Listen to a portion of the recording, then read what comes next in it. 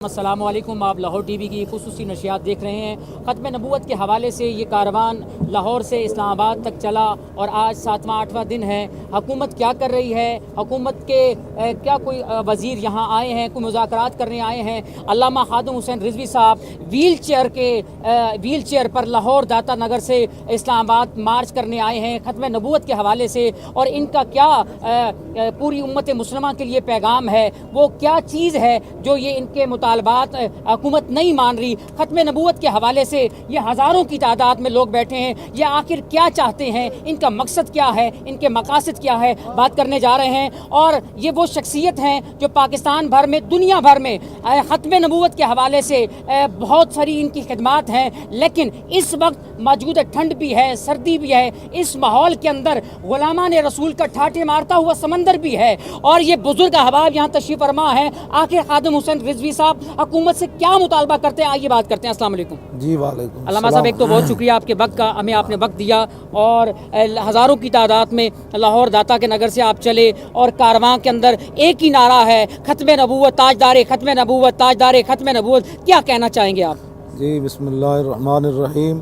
تمام دنیا کے علماء، مشائخ، حضور کے غلام ہمارے ساتھ کھڑے ہیں۔ جن لوگوں نے حلف نامے کے اندر غلط کام کیا ہے ان لوگوں کو بے نقاب کیا جائے، باہر لایا جائے، یہ تو کوئی بڑا مسئلہ نہیں ہے، لیکن انہوں نے بنا لیا تو پھر ہم نے بھی اپنا بنا لیا ہے کہ ہماری دو ہی باتیں، اب یا پھر ہم اپنی جان جو ہے وہ اللہ رسول کے حوالے کر دیں گے، یا گرفتاری دے دیں گے، یا پھر زید حامد کو باہر آنا پڑے گا، اور جتنی بھی سازیاں ان کو بے نقاب کر کے قراروا کی سزا دی جائے گی۔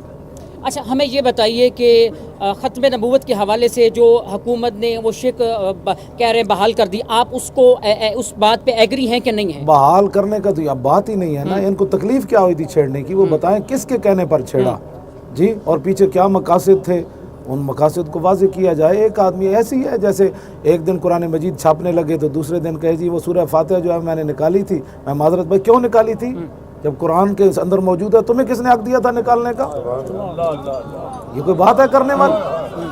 ہاں جی، یہ پورا قرآن چھاپ رہا تھا اور سورہ فاتحہ کو اس کو سمجھ ہی نہیں آئی۔ اس کا مطلب یہ ہے کہ پیچھے بہت بڑی سازش ہے، اور پاکستان کے اندر یہ سازش ہوئی ہے، امریکہ میں کوئی ہوئی ہوتی، باہر تو ہم کہتے جی وہاں یہود و نصارہ دشمنان اسلام موجود ہیں، پاکستان کی بنیاد ہی لا الہ الا اللہ محمد رسول اللہ پر ہے، اور یہ ختم نبوت کے معاملہ میں صحابہ نے سب سے بڑی قربانی دی ہے۔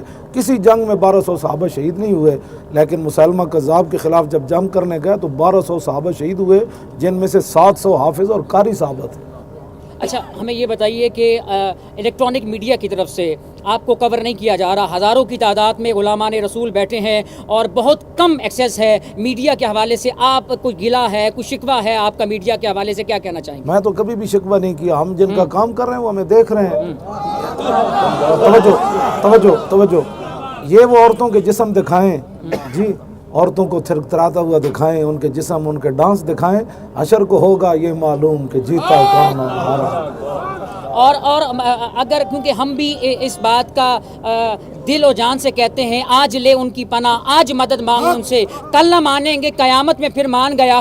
تو نوجوان اس وقت آپ کو دیکھ رہے ہیں الیکٹرانک میڈیا کے ذریعے بھی، اور آپ کے جو سوشل میڈیا ہے، پوری دنیا کے اندر آپ کی ویڈیوز ہیں، آپ کے خطابات ہیں، بہت خوبصورت پیغام آپ دے رہے ہیں ختم نبوت کے حوالے سے۔ نوجوانوں کو کیا میسج دیں گے اس وقت آپ کے اس دھرنے میں، کس طرح شرکت فرمائیں؟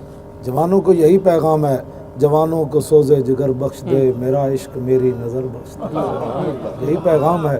سمجھے اقبال یہی تو گیا کہ روتا روتا کہ وہ مسلمان ہے کہ مرگ از وے بلرزت جہاں گردیدام و اورا ندیدام۔ اقبال کہتا ہے میں پوری دنیا پھرا، مجھے ایسا مسلمان نظر نہیں آیا جسے موت دیکھ کر پیچھے سہم گئی ہو، لیکن اب اس دھرنے میں آپ دیکھ رہے ہیں یہ سارے نوجوان جو موت کو آتا ہوا دیکھ کر بھی اتنے جمپ لگا کر کہتے ہیں حضور یہ بھی کوئی بات ہے کہ آپ کے ختم نبوت پر حملہ ہو اور ہم جوانیاں لیے پھرتے ہوں۔ اب ہر بندہ اپنی جان ہاتھ پر لے کر آ گیا ہے، بس انہیں جانا انہیں مانا، نہ رکھا غیر سے کام۔ سردی شدید ہے، بہت شدید سردی ہے، آپ اپنی ویل چیئر پہ سٹل بیٹھے ہوئے ہیں، ہم کئی دنوں سے اس کو کور کر رہے ہیں، آ رہے ہیں یہاں پر، اور آپ سٹل بیٹھے ہیں، کچھ احساس طبیعت میں کچھ ملال ہے کیا؟ ذرا بھی نہیں ہے، اتنی خوشی ہے کہ مجھے وہ عام حالات میں اتنی خوشی نہیں ہوتی، اس لیے کہ صحابہ تو اصولی چڑھتے ہوئے جب انہوں نے کہا کہ اب کیا کہتے ہو، فرمایا اب بھی تو مزہ آیا، سمجھ آئی۔ غازی عبدالقیوم صاحب کو وکیلوں نے کہا تھا جب انہوں نے پیرا دیا تھا کراچی میں کہ کہہ دے مجھے اس دن ٹینشن تھی, مجھے ہوش نہیں تھا, میں ہزارے سے روٹی کمانے آیا تھا تو مجھے دیہڑی نہیں ملی اس لیے میں نے بندہ مار دیا. تو تاریخی جملہ کہا تھا غازی عبدالقیوم نے, وکیلوں زندگی میں ایک ہی دن تو ہوش کا آیا, باقی تو ایسی بے ہوشی گزری. یہی تو دن ہے جو رسول اللہ کی خاطر ہم بسر کر رہے ہیں. اور آپ حیران ہوں گے کہ رات آپ اگر دیکھیں کہ کئی جوانوں کے پاس صرف ایک چادر گرم معمولی سی, وہ اس فرش پر ایسے سوئے ہوتے ہیں جیسے بادشاہ تخت پر بھی ایسے نہیں بیٹھے ہوتے. حکومت آپ سے کوئی کوآپریٹ کر رہی ہے, کوئی نمائندہ یہاں پر آیا, کوئی وزیر آیا, کسی کا ٹیلی فون آیا آپ کو کچھ بات کرنے کے لیے؟ آپ کا جو ون نکاتی ایجنڈا ہے ختم نبوت کے حوالے سے, آپ کا کوئی اور ایجنڈا تو نہیں, پولیٹیکل ایجنڈا تو نہیں ہے؟ نہیں, پولیٹیکل ایجنڈا نہیں, ہم آئے یہاں انہیں کے لیے آئے بیٹھے ہیں, اور ہماری جو مذاکراتی ٹیم ہے ان سے وہ رابطے کرتے رہتے ہیں. آپ کو پتہ ہے حکومتوں کے معاملات ایسے ہی ہوتے ہیں, وہ کبھی ایسے کبھی ایسے کبھی ایسے کبھی ایسے کبھی ایسے. ہم نے ان کو کہہ دیا اپنے ساتھیوں کو کہ اگر بات کرنی ہے تو ایک ہی بات ہے, پہلے اسے ہٹاؤ پھر ہم مذاکرات کریں گے آپ کے ساتھ. کب تک دھرنا جاری رہے گا؟ شدید سردی ہے, کچھ اور بھی نہیں آپ کا سردی. کب تک یہ دھرنا جاری یہ رکھنے کا پروگرام سردی ہے ہی کوئی نہیں. آپ دیکھیں ان کو اللہ تعالیٰ نے اتنی نعمتیں, کبھی چائے آ رہی ہے, کبھی کھجوریں آ رہی ہیں, کبھی ریوڑیاں آ رہی ہیں, کبھی پتاسے آ رہے ہیں, کبھی سوگی آ رہی ہے, کبھی بادام آ رہے ہیں, کبھی پستے آ رہے ہیں, کبھی اخروٹ آ رہے ہیں, کبھی کہوہ آ رہا ہے, کبھی چائے آ رہی ہے, کبھی بریانی آ رہی ہے. اور جو شادیوں پر بریانیاں پکتی ہیں یہ وہ لوگ کھا رہے ہیں.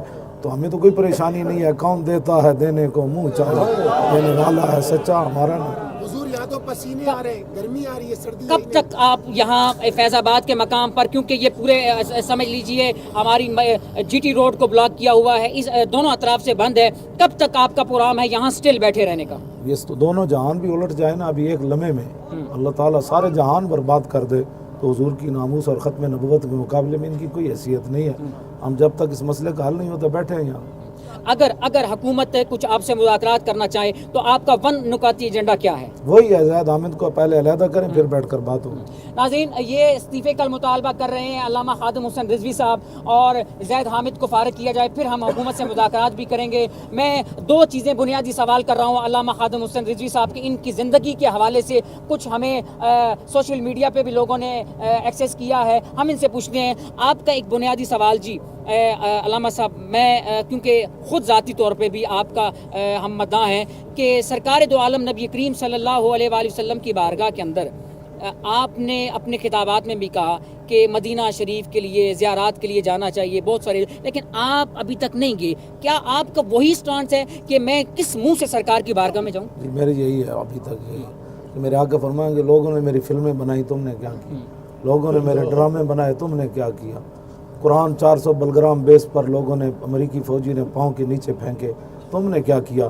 ڈاکٹر عافیہ صدیقی جب پریشان ہوئی تو حضور اس کی خواب میں گئے, ہاں جی, تو وہ رو پڑی, عرض کی یا رسول اللہ میرا امتحان کب ختم ہوگا, تو میرے آقا کی چشمان مبارک سے آنسو آ گئے.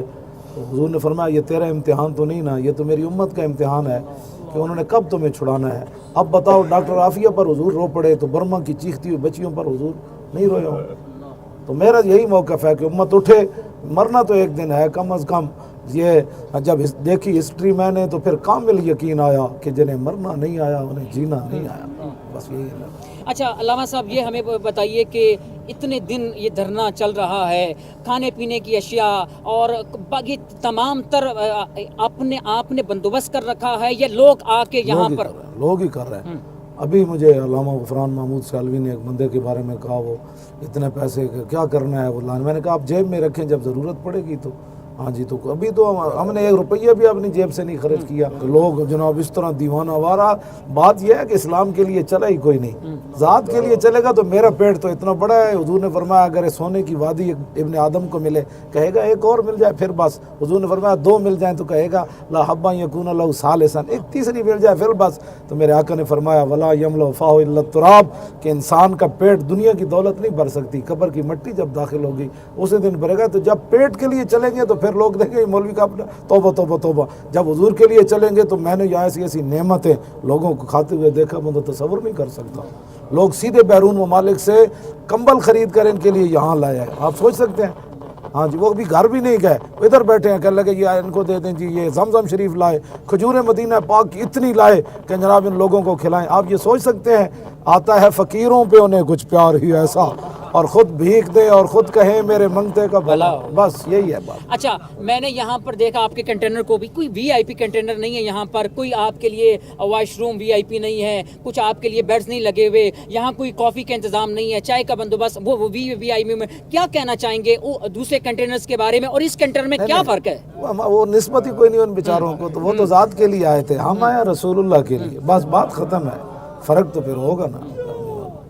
ادھر ایک چادر سفید لگی ہوئی ہے، وہی میری ایک چارپائی بچھی ہوئی ہے، میں جب سونا ہوتا ہے تو وہاں سو جاتا ہوں، بس اتنی بات۔ بس آخری سوال ہے یہ کہ کنٹینر کے نیچے علیحدہ کنٹینر نہیں ہے، یہی نیچے ایک چارپائی بچھی ہوئی ہے، یہ سب اوپر بیٹھے ہوتے ہیں، میں وہ نیچے بس وضو کرتا ہوں تھوڑی دیر، کمر سیدھی کر کے پھر آ جاتا ہوں۔ بنیادی سوال جو آخری سوال ہے کہ یہ سارا جو اس وقت معاملات چل رہے ہیں، اگر کوئی نہ کوئی شخص آپ کے پاس آتا ہے حکومتی نمائندہ، تو پہلا